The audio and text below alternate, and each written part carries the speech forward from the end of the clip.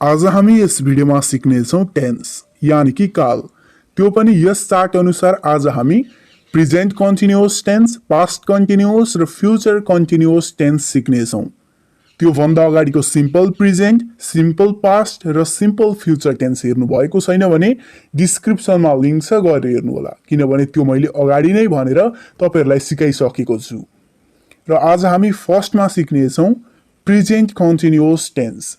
त्यस पछाडि रहेको बाँकी टेन्स सिक्दै जानेछौँ यो भिडियोमा। प्रेजेन्ट कन्टिन्युअस टेन्स को फर्मुला रहेको छ subject plus is M R plus verb plus object.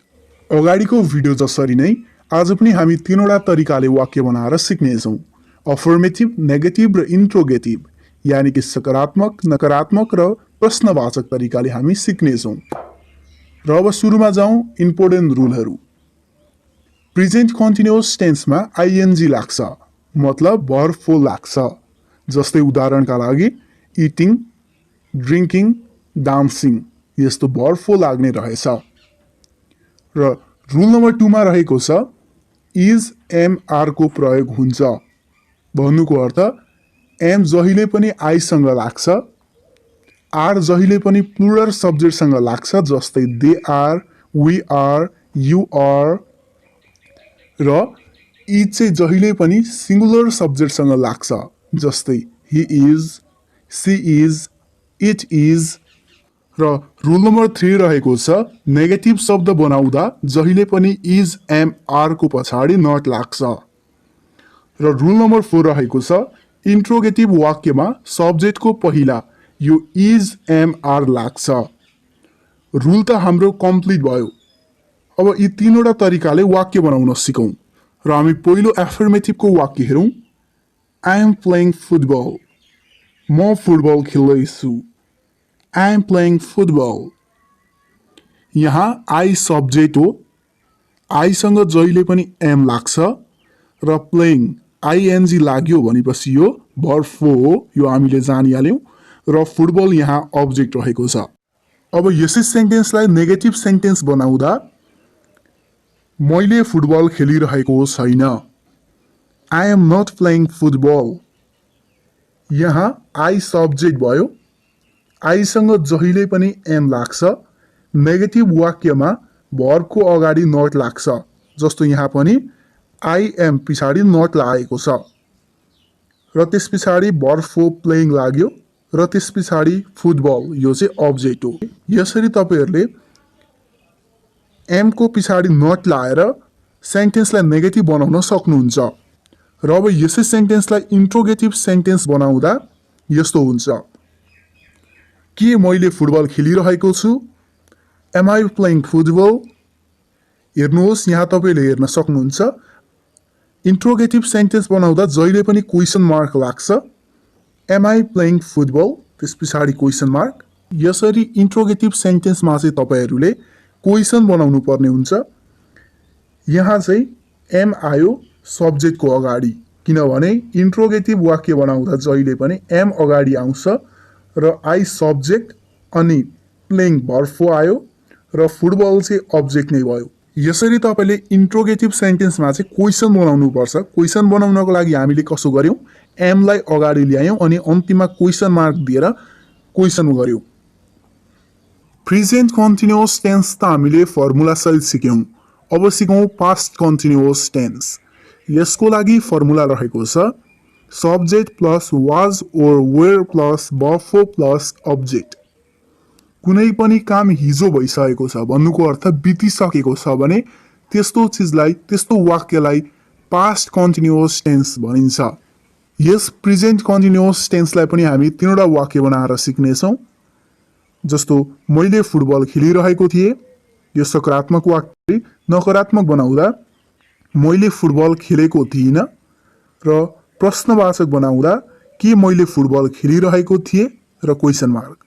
यसरी हामीले तीनवटा तरिकाले सिक्नेछौँ।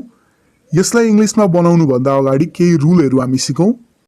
रुल नम्बर 1 रहेको छ यहाँ भर्ब लाग्छ, जस्तै डुइङ, इटिङ। र रुल नम्बर 2 रहेको छ singular subject I, he, she, it जस्तामा वाज लाग्छ र प्लुरल सब्जेक्ट यु, वी, देमा वेयरको प्रयोग हुन्छ। रुल नम्बर 3 रहेको छ नेगेटिभ सेन्टेन्समा वाज र वेयरको पछाडि नट लाग्छ र नेगेटिभ सेन्टेन्स बन्छ। र रुल नम्बर 4 रहेको छ इन्ट्रोगेटिभमा जहिले पनि वाज र वेयर सब्जेक्टको अगाडि आउँछ र सेन्टेन्स बन्छ। र अब हामीसँग वाक्य थियो मैले फुटबल खेलिरहेको थिएँ। यसलाई इङ्ग्लिसमा बनाउँदा आई वाज प्लेइङ फुटबल। हामीसँग फर्मुलामा छ subject plus was were plus बफो plus object. यसरी नै यहाँ पनि आई छ, आई सिङ्गुलर सब्जेक्ट हो, त्यसैले आईसँग वेयर होइन वाज लाग्छ र प्लेइङ बफो लागिहाल्यो र फुटबल अब्जेक्ट छ भनेपछि यो पास्ट कन्टिन्युअस टेन्सको वाक्य रहेछ। अब यसैलाई नेगेटिभ सेन्टेन्स बनाउँदा मैले फुटबल खेलेको थिइनँ। I was not playing football. फर्मुलामा जस्तै थियो subject plus was were plus बफो plus object. Subject I छ, आई सिङ्गुलर सब्जेक्ट हो त्यसैले वाज लाग्यो र वाज पछाडि नेगेटिभ वाक्यमा नट लाग्छ जुन अघि रुलमा हामीले पढ्यौँ र प्लेइङ बफो त्यो लागिहाल्यो र त्यस पछाडि फुटबल अब्जेक्ट भयो। र अब यसै सेन्टेन्सलाई इन्ट्रोगेटिभ सेन्टेन्स बनाउँदा के मैले फुटबल खेलिरहेको थिएँ र यसैलाई इङ्ग्लिसमा भन्दा वाज आई प्लेइङ फुटबल। यहाँ वाज किन आयो किनभने क्वेसनवाला सेन्टेन्समा वाज जहिले पनि अगाडि आउँछ र त्यसै गरी यहाँ आई सब्जेक्ट भइहाल्यो, प्लेइङ बफो र फुटबल अब्जेक्ट भइहाल्यो। यसरी नै हामीले इन्ट्रोगेटिभ सेन्टेन्सेसहरू बनाउन त सिकिहाल्यौँ र हामीले पास्ट कन्टिन्युअस टेन्स पनि सिकिहाल्यौँ फर्मुलासहित र रुलसहित। र अब हामी सिकौँ फ्युचर कन्टिन्युअस टेन्स। यसको लागि फर्मुला रहेको छ subject plus will plus be plus बफो plus object. यसको लागि पनि हामी 3वटा वाक्य ल्याउँ जुन सकारात्मक, नकारात्मक र प्रश्नवाचक वाक्य रहेका छन्। जस्तै म फुटबल खेलिरहेको हुन्छु, म फुटबल खेलिरहेको हुन्न, के म फुटबल खेलिरहेको हुन्छु, यसरी क्वेसन मार्क अन्तिममा। र अब यसैलाई इङ्ग्लिसमा बनाउनको लागि चाहिँ हामीले केही रुल जान्नुपर्ने हुन्छ जसको लागि रुल नम्बर 1 रहेको छ यहाँ सिङ्गुलर होस् वा प्लुरल सब्जेक्ट सबैसँग विल बी लाग्छ जुन फर्मुलामा पनि तपाईँहरूले देखिरहनु भएको छ। र रुल नम्बर 2 रहेको छ नेगेटिभ सेन्टेन्समा विल र बी को बिचमा नट लाग्छ र नेगेटिभ सेन्टेन्स बन्छ। र यिनै 2वटा रुल हो, रुल सजिलो रहेको छ। र अब जाउँ वाक्य बनाउन। हामीसँग 3वटा वाक्य थिए जसको लागि पहिलो सकारात्मक वाक्य रहेको छ म फुटबल खेलिरहेको हुन्छु। I will be playing football. यसको लागि हामीसँग फर्मुला थियो subject plus will plus be plus बफो plus object. त्यसै गरी यहाँ आई सब्जेक्ट भइगयो र विल बी जहिले पनि लाग्छ जुन हामीसँग फर्मुलामा पनि छ र प्लेइङ बफो भइगयो र फुटबल अब्जेक्ट भयो भनेपछि यो फ्युचर कन्टिन्युअस टेन्सको वाक्य रहेछ।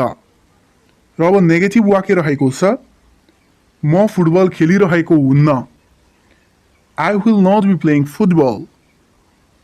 यो सेन्टेन्सको लागि पनि हामीसँग फर्मुला थियो subject plus will plus be plus बफो plus object. जस्तो यहाँ सब्जेक्ट भइगयो आई, विल र बी को बिचमा नट लाग्छ भनेर अघि हामी पढेका थियौँ र यहाँ पनि नट लाग्यो र प्लेइङ बफो भइगयो अनि फुटबल अब्जेक्ट। र अब यसै सेन्टेन्सलाई इन्ट्रोगेटिभ यानि कि प्रश्नवाचक वाक्य बनाउँदा के म फुटबल खेलिरहेको हुन्छु, will I be playing football र अन्तिममा क्वेसन मार्क। ध्यान दिनु होला हामीले क्वेसनवाला सेन्टेन्स बनाएका हौँ त्यसैले अन्तिममा क्वेसन मार्क दिनुपर्ने हुन्छ। यसलाई इन्ट्रोगेटिभ सेन्टेन्स बनाउँदा अघि नै हामीले भनेका थियौँ सब्जेक्टको अगाडि जहिले पनि विल लाग्छ र त्यस पछाडि आई सब्जेक्ट भइगयो, त्यस पछाडि बी त फर्मुलामै छ र प्लेइङ बफो यो पनि फर्मुलामै छ र फुटबल अब्जेक्ट भयो र अन्तिममा क्वेसन मार्क भयो। हो यसरी तपाईँहरूले एफर्मेटिभ, नेगेटिभ र प्रश्नवाचक चिन्ह बनाउन जान्नुभयो भने तपाईँहरूले पुरै टेन्स जान्नुहुनेछ। जसको कारण आज हामीले सिक्यौँ present continuous tense, past continuous tense र फ्युचर कन्टिन्युअस टेन्स, त्यो पनि सकारात्मक, नकारात्मक र प्रश्नवाचक वाक्य बनाएर, जुन हामी मजाले क्लियर नै भयौँ। र अब बाँकी रहेका अरू टेन्सेसहरू चाहिँ हामी यही टेन्सको पार्ट 3 मा यानि कि अर्को भिडियोमा हामी सिक्नेछौँ। आजको लागि यति नै। त्यसको लागि तपाईँहरूले च्यानललाई सब्सक्राइब गरेर छेउको बेल आइकनलाई अन गर्नुपर्ने हुन्छ र कृपया यस भिडियोलाई लाइक गर्न चाहिँ नबिर्सनु होला। र टेन्सको पार्ट 4 मा बाँकी रहेको अरू सबै टेन्सेसहरू हामी सिक्नेछौँ।